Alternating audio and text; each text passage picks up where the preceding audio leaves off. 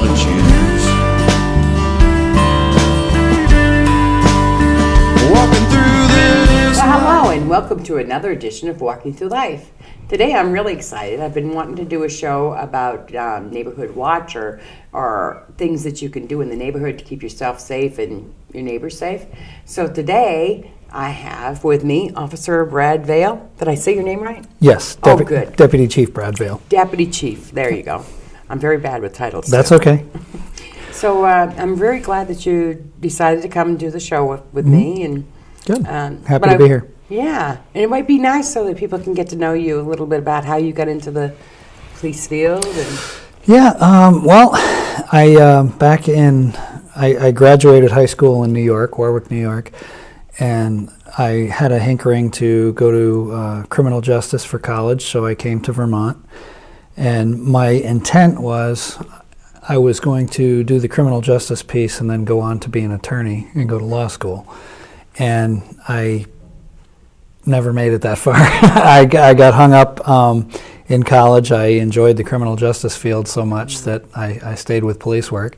So when I graduated college, I took a job at the Hartford Police Department up in the Northeast Kingdom. I was there from 1990 to 1993 for 3 years.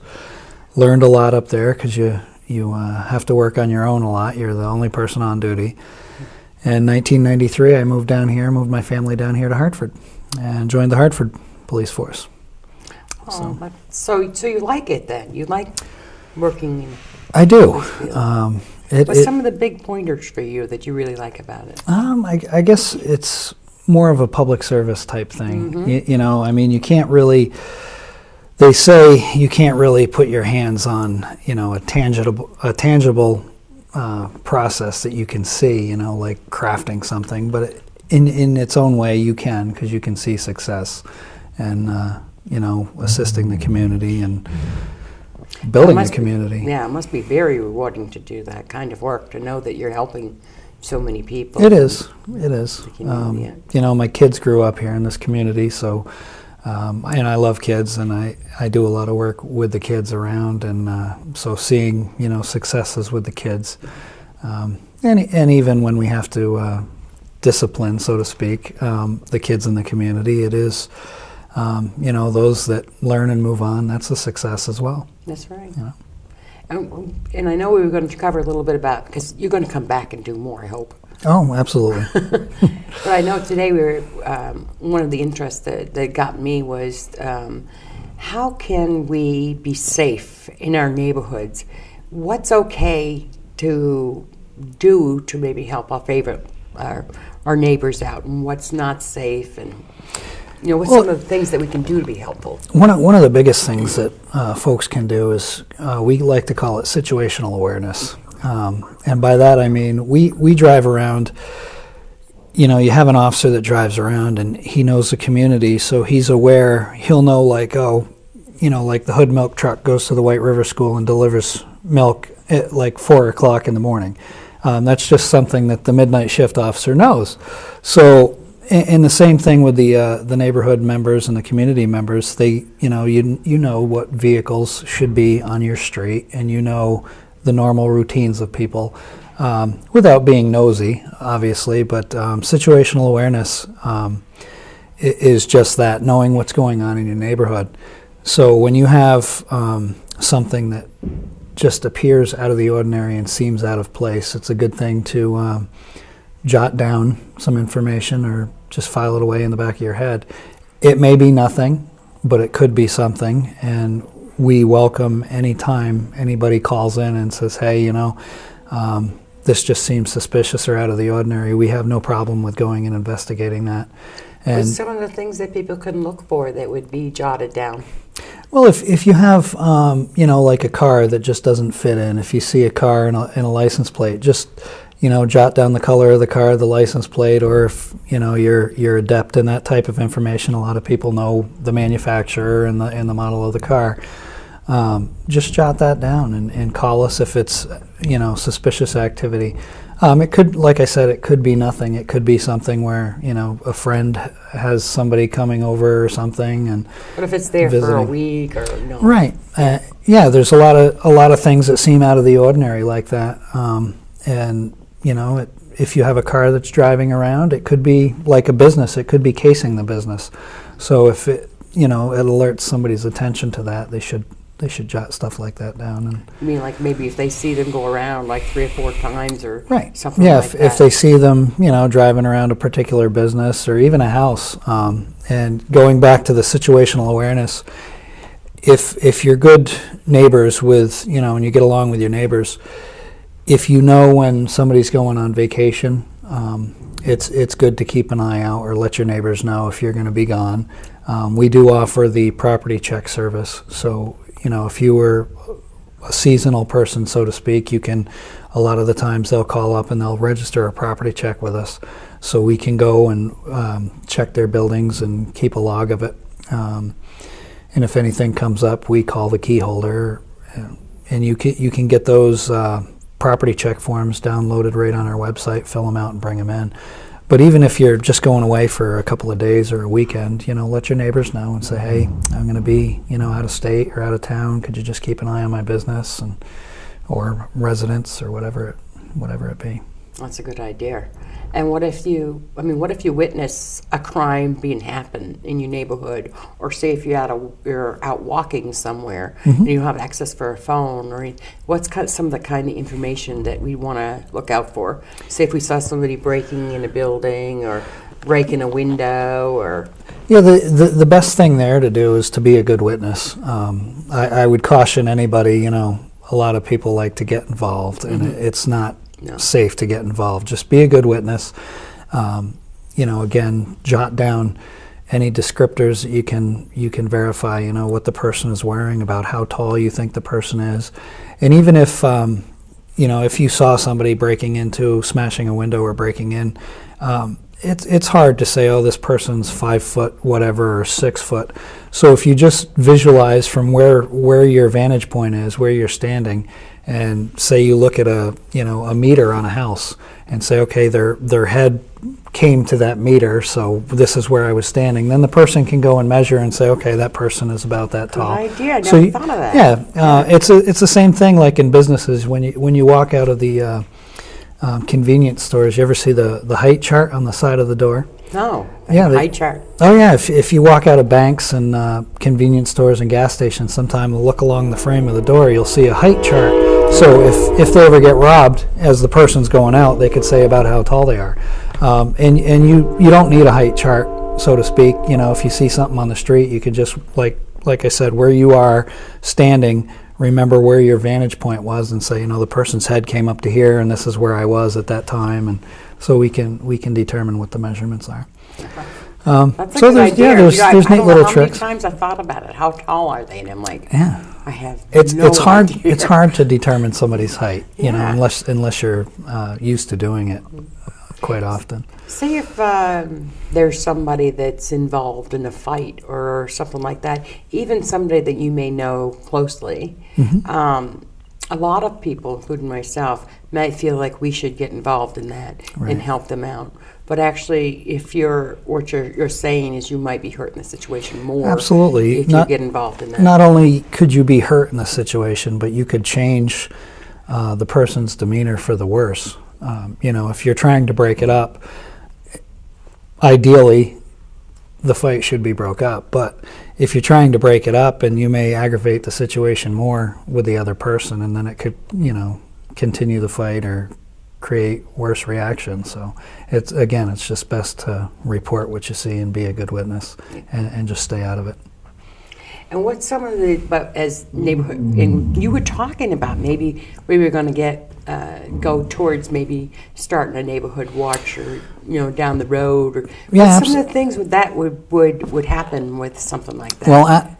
Well, what we're doing is we're trying to focus more on community policing, and that's one aspect of community policing where we would set up neighborhood watch programs.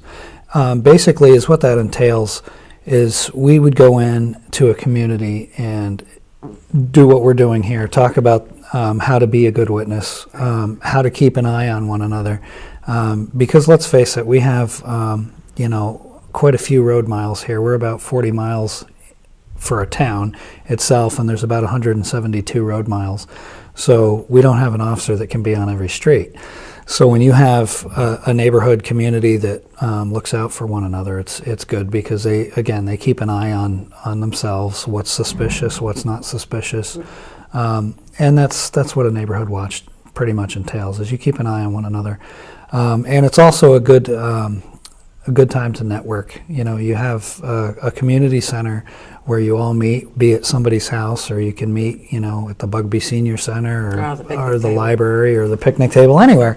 Over a barbecue. Yeah, Did you absolutely. bring the chicken? So, the neighborhood all gets together on a routine basis, whether it be monthly or quarterly or however they want to do it. And it's a time to network, get together, know your community. You can, have your chicken and not only meet people, but you can say, hey, by the way, I got a new car, so if you happen to see this car in the neighborhood, that's, mine. It's not suspicious. And, they offer trainings. A lot of the times we'll send officers to the neighborhood watch meetings. That's and good. and it's a great outreach for the community as well.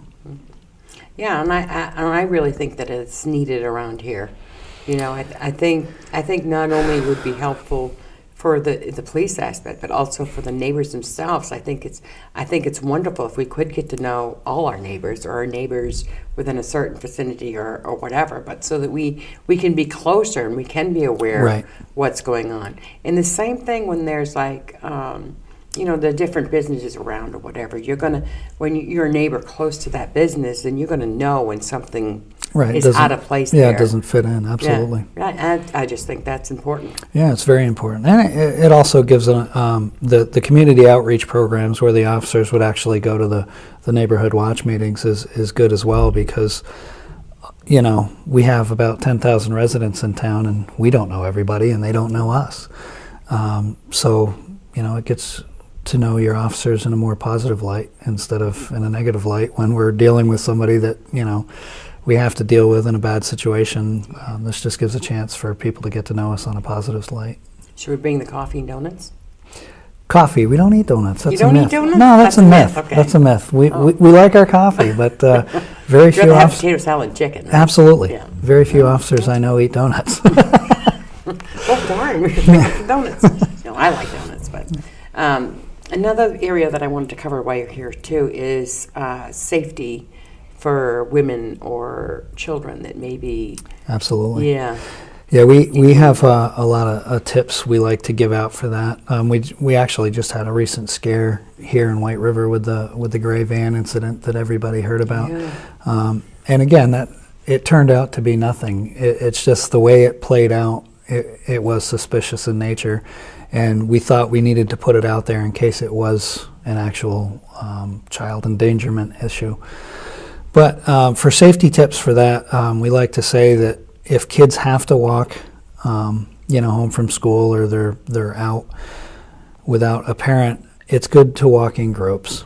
And if you can't walk in a group, it's at least good to know, let your parents know what your schedule is. So if you're a parent and you know that your child's, supposed to leave school at 3 p.m. on the dot, and he's usually, gets home by 3:15, and maybe stops at the Wilder Smart Stop on the way down Hartford Ave, just, get the routine down with your children and discuss it. Another thing we like to give for tips for safety for women is like if you work late at night, have your keys ready before you get to your car, so you're not fumbling in your purse or your pocket to get to your keys. Always have them ready. A lot of the keys have little lights and buttons on them, so that you can light up the car and everything. If you look prepared, then that's a deterrent for other people.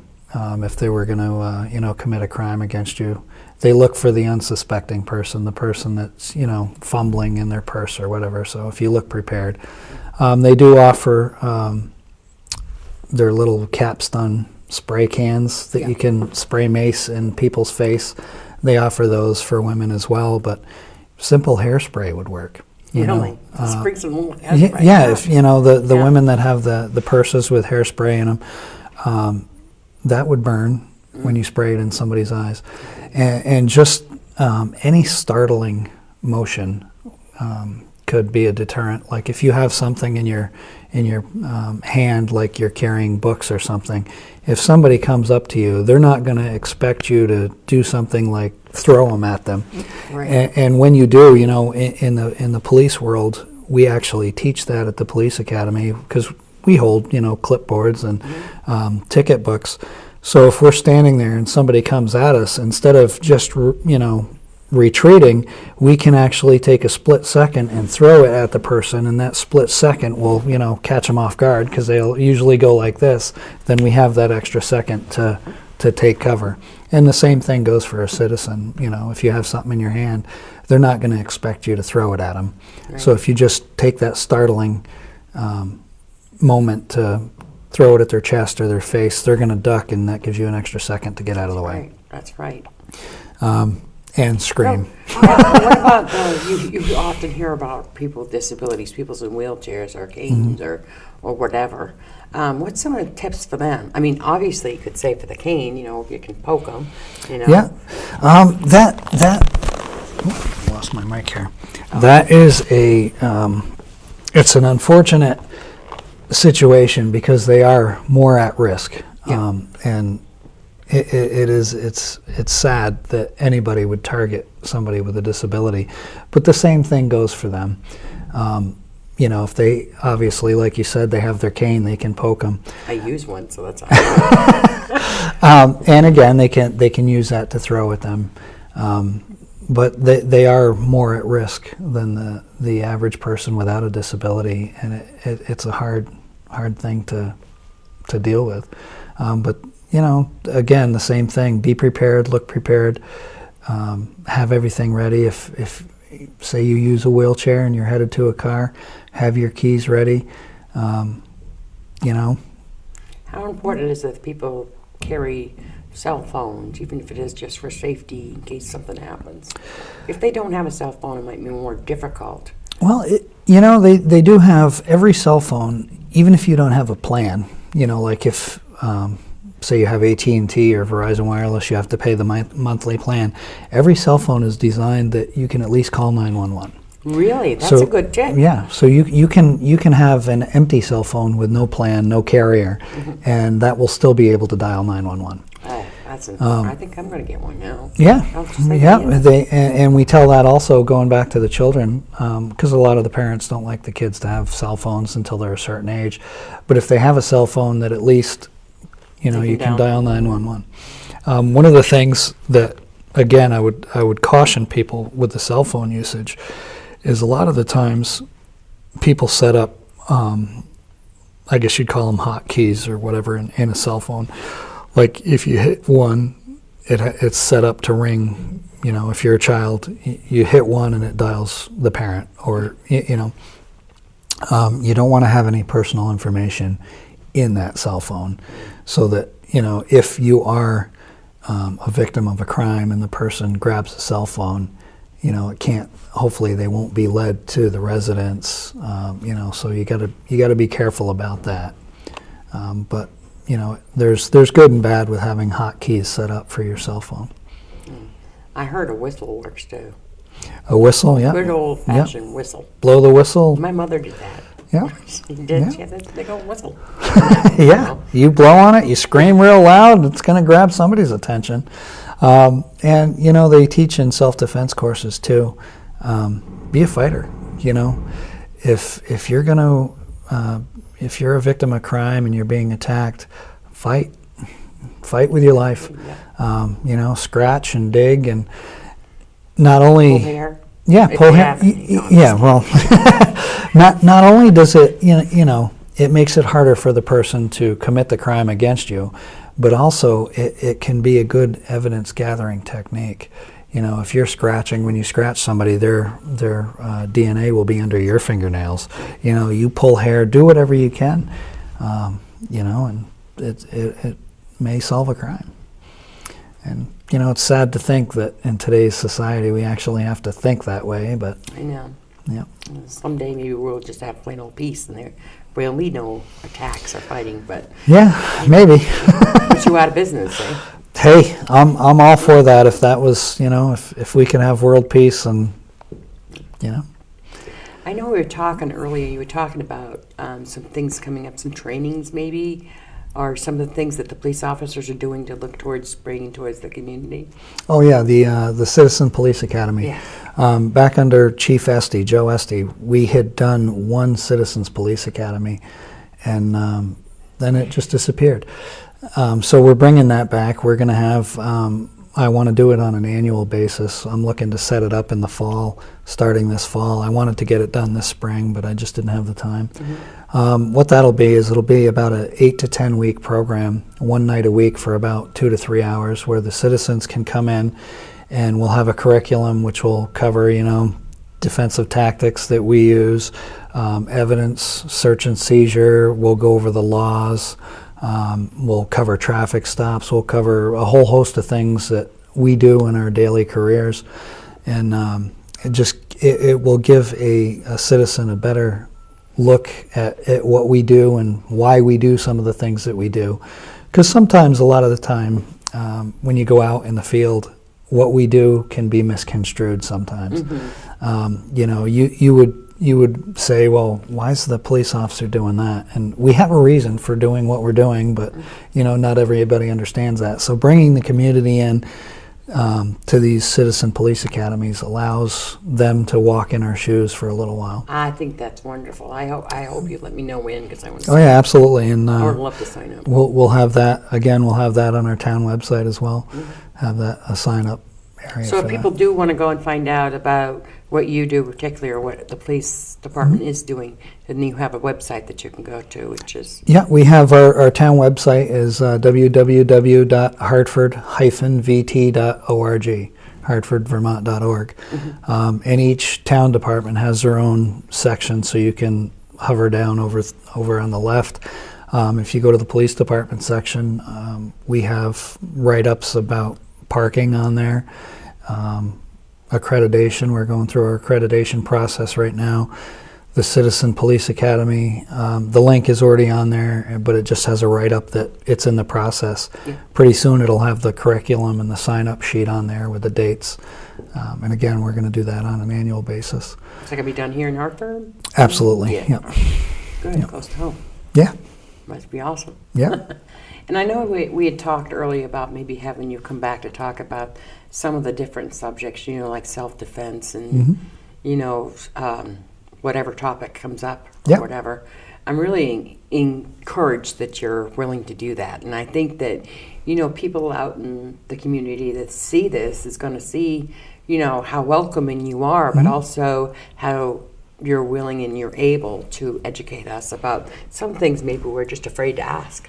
Yeah, absolutely. And it doesn't just benefit you folks as citizens, it benefits us because, like I said, we need help as well. And instructing people on how to be better witnesses and to throw things out there, it just makes our job easier, and it makes the community a better place to live here in Vermont and Hartford. Well, some of the things I learned today is about the safety concerns, but also about people that may be having an argument. You want to stay away from that. Right. It's all good stuff. And if I've learned this, I'm sure that there's others that would love to learn more about that. Right. So maybe one week we could pick. I don't know, like such as you said, school safety, going from school home. Right. Some of the parents, some of the things that they can do for their children. Yeah, there's so many topics we could cover. There is, and I love to get on my soapbox. We do. I'm what's called a DRE, a drug recognition expert for the state of Vermont. There's only 28 of us currently. And one of the things that we do there is we teach, it's called DITEP, Drug Impairment Training for Educational Professionals, where we go in the schools. But we also put on community night, parent night, where we teach the parents and the youth that they bring to these forums about prescription drugs and about drugs that aren't even prescriptions that are being abused, over-the-counter drugs that people are unaware of, and so those are all topics That would be so neat to go over some of that stuff. Yep. That would be good. Those are all topics that Yeah. I'm very passionate about, and I love to talk about. And it would be so important for us that maybe don't see that side very much. Oh yeah. It'd be important so that we could recognize it. You know. And it's sad to say that there's a lot of situations, like, say, if you're a grandparent and you think it's great that your 17-year-old grandson or granddaughter is coming over to see you once a week, and they're unaware, they think they're just there to visit, but they could actually be there to go through the person's medicine cabinet because they know grandma or grandpa has this type of medicine, and it's sad. It goes on in our society. Are they having a drug drop where you can bring in old prescriptions? Or Yep, actually we do have a drug take-back program coming up. Ours is April 27th from 10 to 2 here at the police department. So, but that covers anything. I mean, anything you've got that's medication. Any medication that you want to give back. A lot of the times, like what happens, say you have your wisdom teeth out and you get prescribed, 2 weeks worth of Percocet, and you only take, a day or two. Yeah. What do you do with that leftover prescription? Instead of, leaving it around for somebody to get their hands on it, bring it back, drop it off. We'll throw it in we have a take-back box, and then we turn it over to the DEA, and they weigh up everything for the community and put out the stats on how much narcotics we've taken back. Wow, that's so important. Yeah. Well, I've had a wonderful, wonderful time talking to you, and I'm just really excited about doing the other shows. Yeah, and no I problem. would like to do the one about the drugs, and maybe we can do that before. No, wait a minute. This is April. You can't do it before the 27th, can you? No. Maybe. Maybe we can. No, what would be good is maybe I can actually come out there with a camera and witness some of the stuff that's going on there. I think that would be great. Yeah, it's up at the police department from 10 to 2 on the 27th. On the 27th. I believe it's a Saturday. Yeah, that's I'm not even sure. better. Yeah. I could get up there. Yeah. But I want to thank you again for Not a coming, problem. and we're looking forward to having you come back and share some more of your insight. And Sure. So, Absolutely. anyway, we'd like to say thank you very much. Thank you. Appreciate it. Yeah. And we'll see you next time. Okay. Anyway, we're going to wave to the community out there. Okay. So everybody out there in the Walking Through Life in Hartford community, we're saying goodbye for Walking Through Life today. Bye-bye. See you next time. Walking through this life of mine, well, it's teaching me so many things, like how to love and how to lose and how to choose. Walking through this